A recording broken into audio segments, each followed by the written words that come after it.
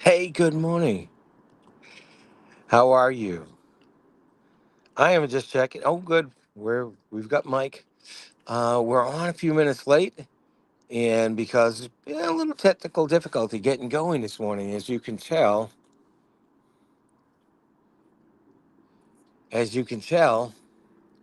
I I'm on a different device now. I'm on my phone today. I'm truly on my phone, and I am not where I usually am, which is in Newport Richey, Florida. As it turns out, Newport Richey, Florida is she's right almost in the center of where the hurricane's going to hit, Hurricane Milton. And so we traveled a bit up north, and we are in the panhandle of Florida now. And I got to say, it is a beautiful place to be. It truly is. I'm going to just take the camera over and span over.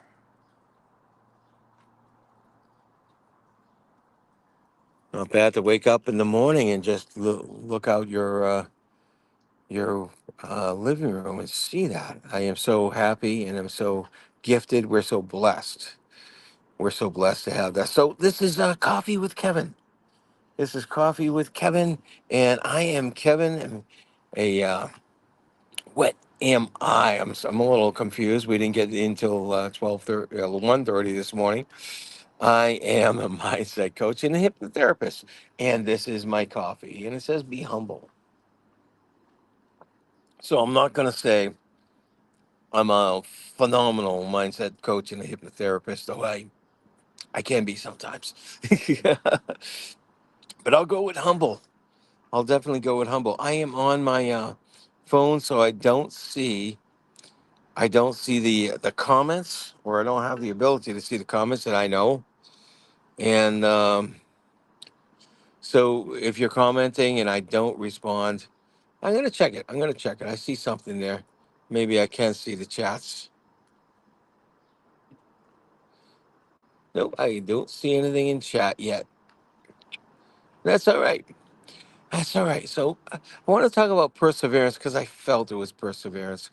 I left yesterday afternoon and headed up north, and I was using the GPS, and it put me on one of the main routes that goes up the coast, goes north and south up the coast. It's called Route 19 up the Gulf Coast of Florida. And yeah, it's not a big highway. It's a main route, and in some points it's two lanes. But we hit so much traffic. The hurricane is hitting late Wednesday, Thursday, but people are already evacuating, as was I. I can't complain about anybody else because that's what I was doing, and we're already hitting traffic. So I feel really bad for people trying to get out of there today, and especially tomorrow at the last minute, because the hurricane won't be there until late Wednesday, and if people are trying to get out Wednesday morning, I've never been in an evacuation before, but I can only imagine. I can only imagine it's going to be wild with thousands and thousands of cars going in one or a couple directions. Now the news said yesterday there's a main route comes out of Tampa, it goes east. Guess where it goes to? It goes to see Mickey Mouse. It's Route 4 or Route 4, depending on where you come from in the country. And already yesterday it was packed. Even before I left, I was being told that that was packed.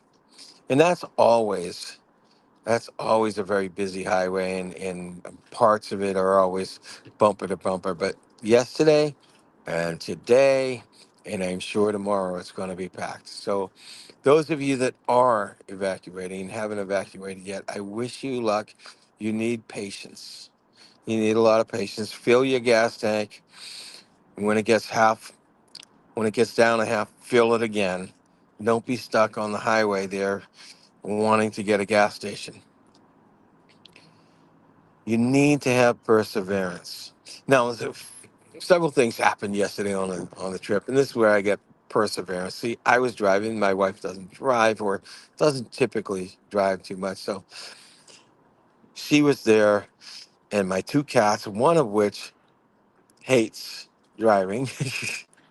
She hates being in the car, and she meows the entire time. And both of them were meowing at first. And so you're getting ready for a trip. You're leaving for several days, and you're making sure everything's right, and you're all set, your GPS and everything like that. And you got these two cats wailing, meowing really, really loud. It's like, oh my goodness, I have to find out. I have to get through this. So you get out there, and just leaving my house.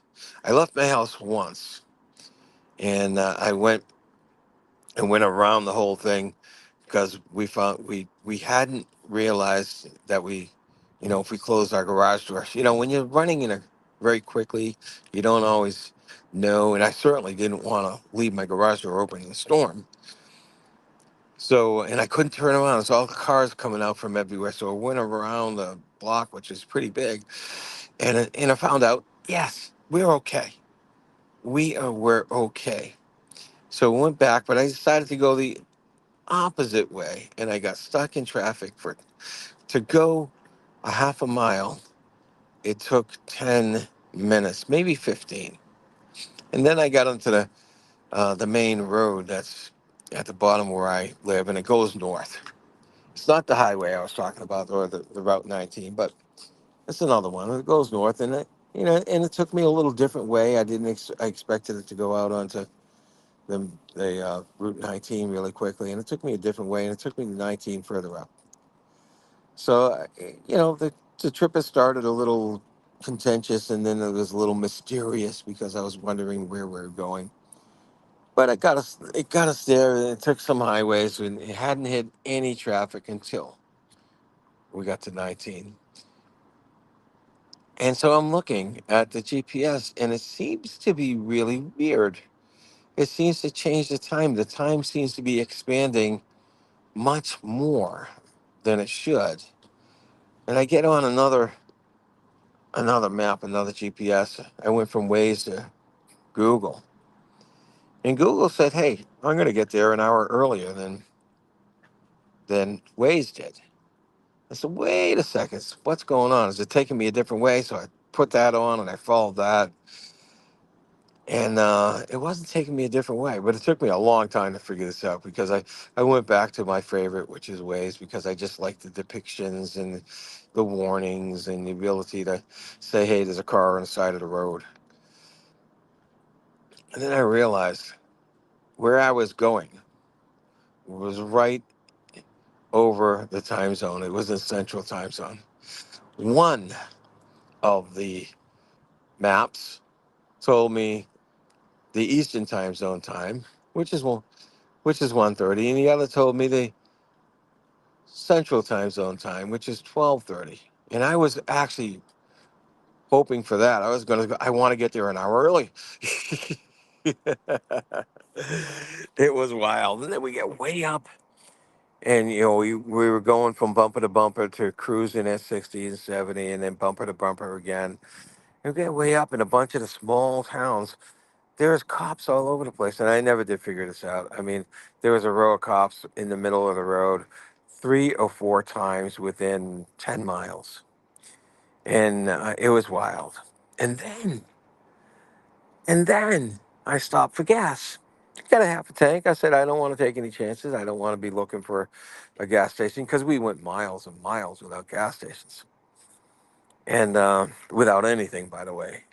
When you're heading up north in Florida and on that route, you go through forest and woodlands and everything else. So we stop, and it's crowded. It's a Circle K. I said, oh, good. And I mean, it's huge, a lot of gas tanks, but every single one was taken, and the cars were going the wrong way, and I couldn't get in. So I was circling around, and I got to the end, and I got a car that was on my gas tank was on the side. So I was behind this Mercedes Benz that's trying to fill up.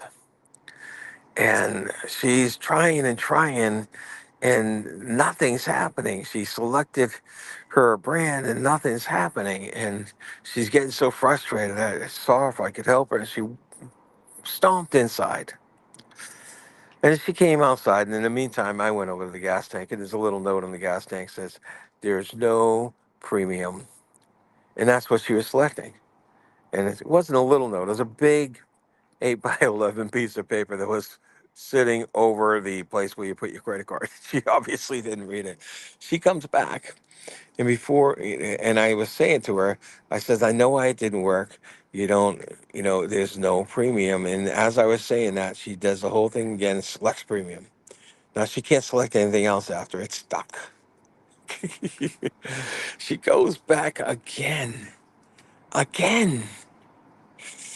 and comes back out, and she selects the plus this time, and it runs about 30 cents and then stops. It's like, oh my God. She goes back again. This has been 10, 15 minutes now. Waited with a car in front of me trying to get some gas. And, and there's no place for me to really back out and go anywhere else because there's cars and trucks everywhere. And it was a mess in there. Finally, she comes back out. She gives up. I tried to tell her, but she wouldn't listen. She gives up and leaves. I pull in, I select regular unleaded, and it worked like a charm.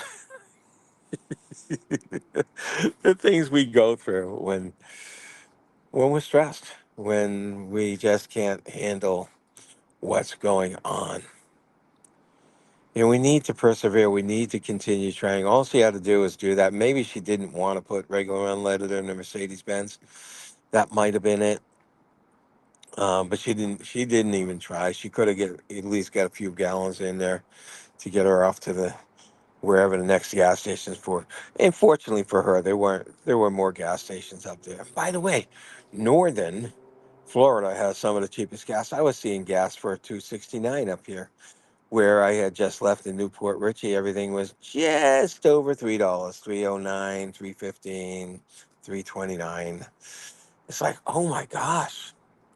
But I can't drive 100 miles just to go get cheaper gas. It's really funny. But you persevere. You persevere. Good morning, Facebook user. I don't see the name here, but I just want to say good morning to you. This could be my lovely wife, Brenda. Anyway, I finally make it to the Panhandle and get our Route 10, which goes right across the Panhandle, all the way to Alabama and then Louisiana and then to Texas. So it goes pretty far. So I get on there and it says 155 miles to the next stop. Here I was. It had been hours. It had been at least 7, 8 hours. And it says 155 miles. But I said, okay, I don't want to stop. My cats were sleeping. They were nice and quiet. My wife was sleeping. She was nice and quiet. And I said, yeah, it doesn't make sense to stop when you only got a couple hours left and, get a hotel. So I persevered. I went on. I put on some fun music to play and sing. I cranked it up a little bit, and I bounced in my driver's seat, and I made it. I got there. My wife woke up, and we were singing together. And my cat woke up, and I think she was singing, but she was howling with that meow she has. It was awesome. But sometimes you want to give up. Sometimes you want to stop and you say, well, this isn't worth it. And if you persevere, you find you will win.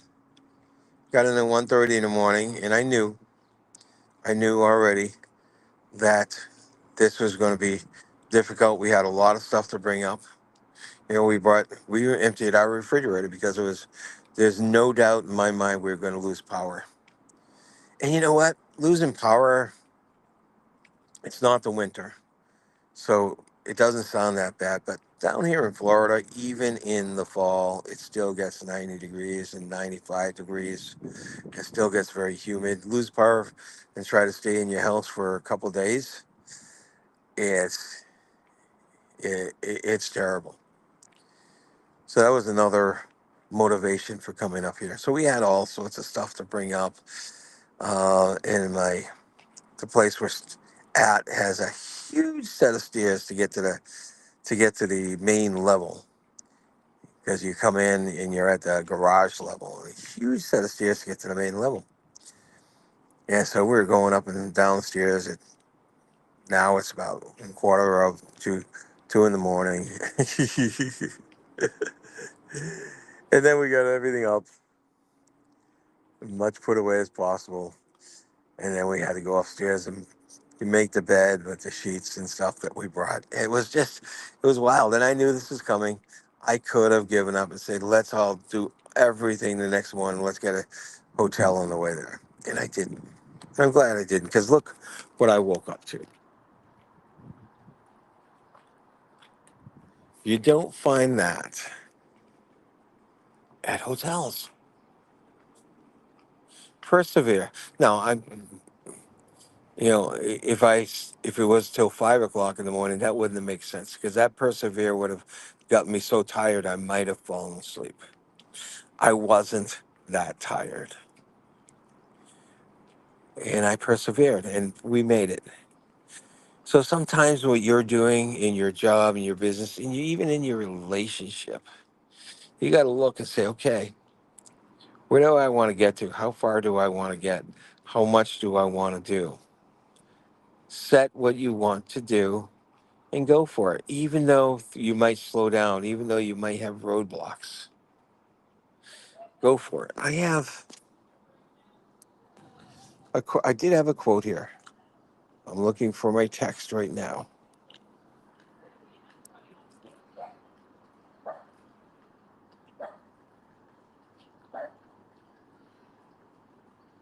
No, I think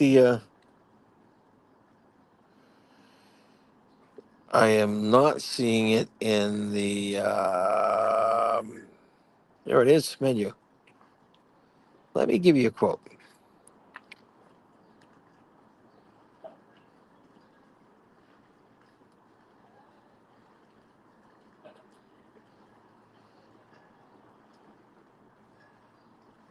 Here it is.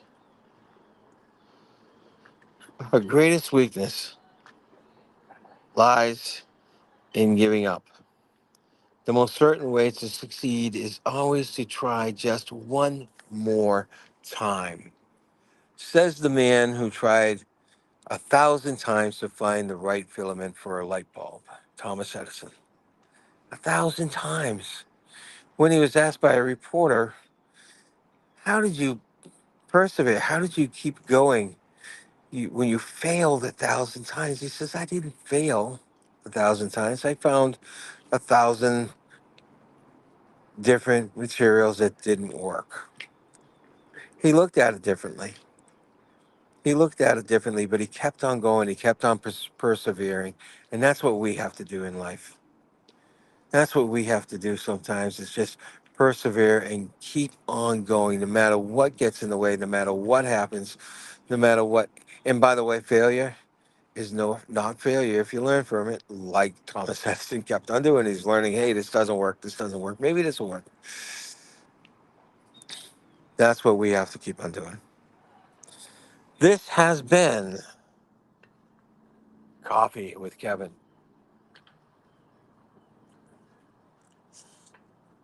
I'm going to leave you with the serene, very serene scenery.